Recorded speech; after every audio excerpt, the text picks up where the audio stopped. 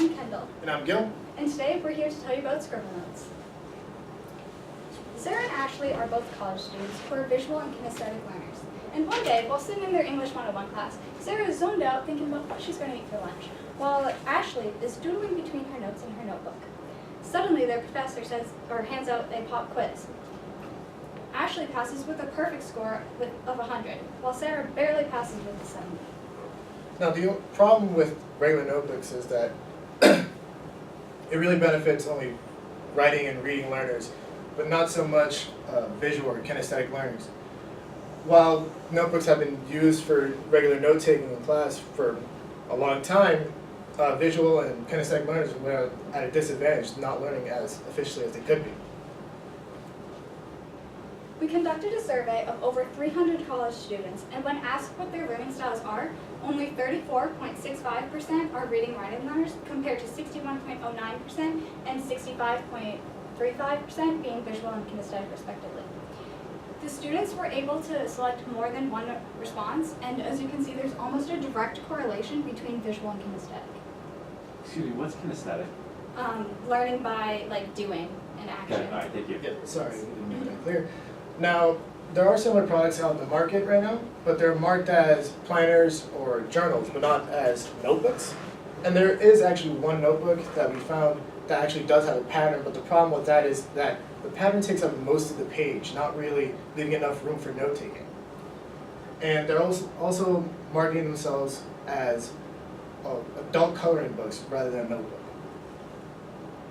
So our solution is Scribble Notes. Scribble Notes are college-ruled notebooks that have structured doodles along the top and side margins of the page for students to color in during class lecture. Thank you. Our product combines 3 learning styles into one notebook. So the students can color them in during class lecture, and the patterns and the colors that they add triggers their visual learning by correlating the information on the page with the patterns and the colors of that page. And the action of coloring is what triggers their kinesthetic learning. And what makes us different from our competitors is that, excuse me, we positioned ourselves to help benefit the student's learning style, and we just have enough room for note-taking as well.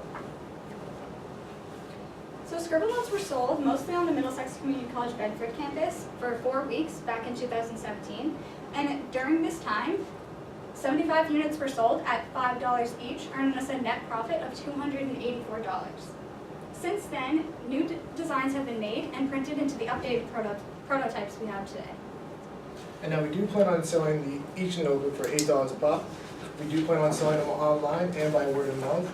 And we do plan, and if we do win the difference maker funding, we are going to dedicate $4,467.60 towards manufacturing 1,500 notebooks, while $735 will go to copyright for each design.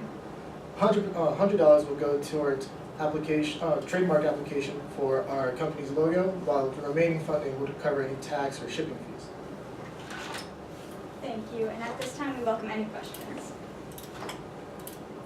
I think the fact that you guys have revenue is absolutely amazing. Yes. It's like, good job.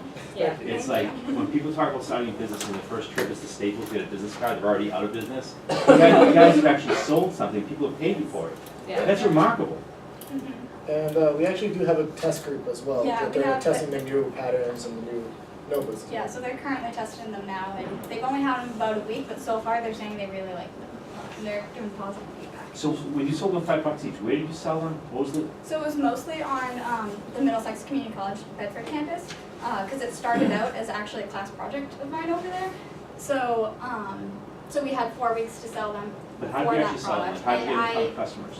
I was able to rent out a table in the main campus center, and then I just stood there for a few hours at a time and talked to students walking by and gave my little elevator pitch to them and convinced some of them to buy them. Very Yeah. cool. Are you familiar with the Best Self Company? I have to check them out. So I am a huge journaler. Like, this is awesome. This is so cool because it's what I do all day. You know, take notes, and I actually use a Rocket notebook. It's one of the ones that you can take a digital snapshot and it captures it and puts it in my files automatically. For me, it's awesome. But I journal a lot, and the Best Self Company has created a brand around journaling and business, and you could do that for the student model. I think it would work phenomenal for you, but you have to, and I'm just, sorry. I'm wondering what personality you could develop around that to attract students, because people don't wanna buy a notebook, right? Actually, we, in that same survey that we did, we asked students like how they take notes, and we found that 70.03% still use notebooks as their primary way of taking notes, compared to only like 18.18% who use laptops or tablets or stuff like that, and then the remainder were like other like binders and Some have- other ways. So so a lot of students are still using notebooks as their primary way of taking notes. I'll say this, so in the middle of every time I have a block or anything, I usually draw a tic-tac-toe on my notebook and I play a game by myself just to sort of get my mind going in something, so I think this is amazing. I second John on the fact that you guys went out and sold something and didn't go out and make business cards. CEO and co-founder, which a lot of people do. Yeah. My only question is, I think, like I'm a big proponent of note takers. I've had this book for now 3 years and through two separate companies. How do you, if someone's doodling or doing something else instead of taking notes, how do you sort of bridge that gap? How do you get people to focus on the note-taking part versus the scribbling part? Okay, that's a good question, and actually, a lot of the time, students are doodling because that helps them focus. So, like our target market is the people that doodle to pay attention to and to focus. And if you ask them what happens when they're not doodling, a lot of the time they'll say, oh, I'm not listening, I'm not paying attention, which was kind of what I was trying to demonstrate in our story about Sarah and Ashley. So that story was actually based around those students, that like feedback I've gotten from them, and I've asked them directly how they do it. So, and there's been studies to show that doodling does increase memory recall.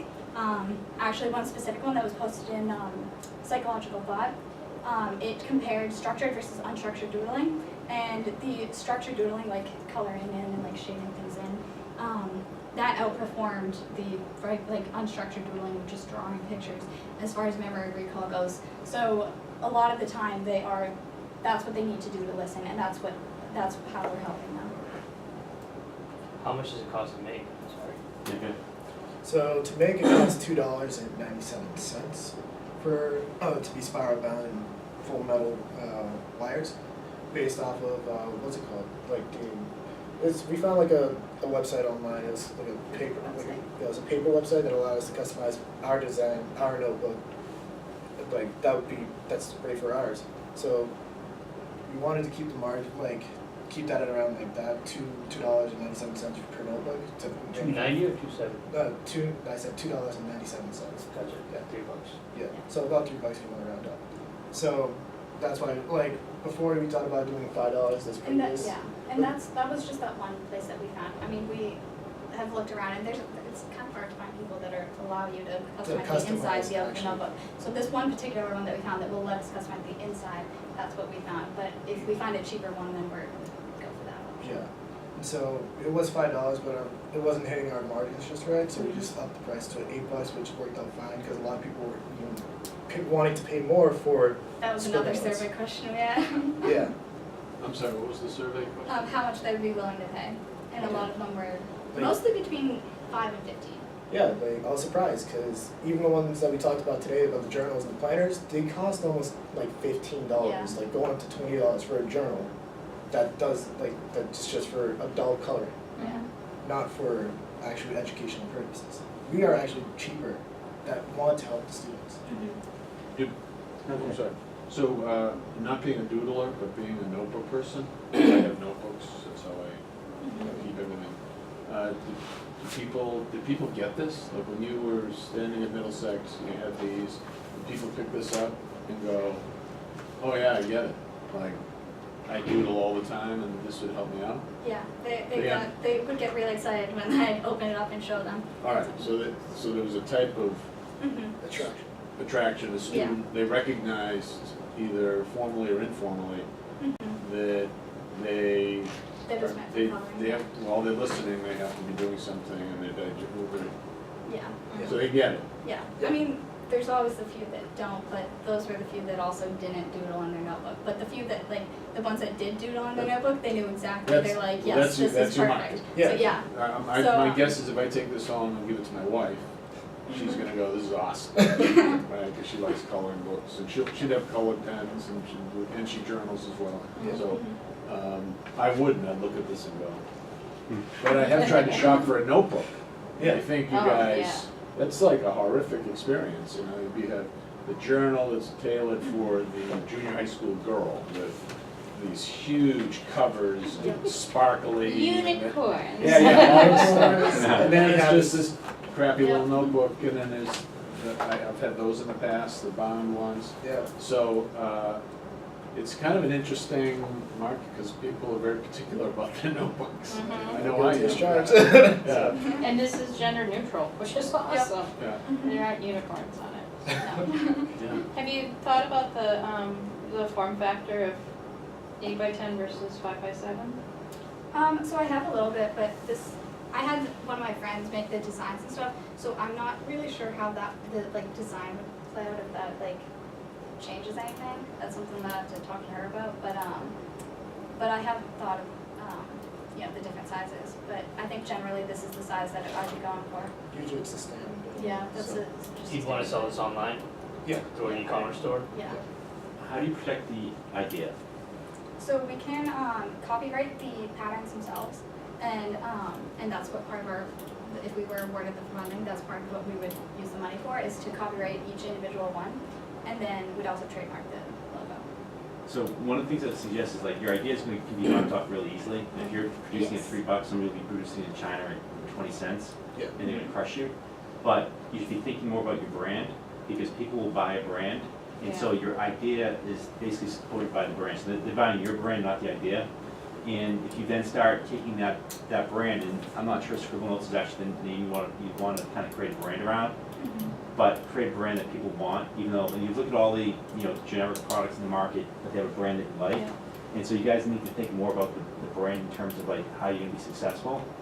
But then also think about how you can kind of co-brand. So if you sell this at UMass Lowell, that these are actually UMass Lowell scribbles. So it could be the Eagle Hawk, the River Hawk and all that type of stuff. And then you can start going to school bookstores, businesses, and and it's basically, it's like you're the moleskin of Franklin Planner or whatever that brand is.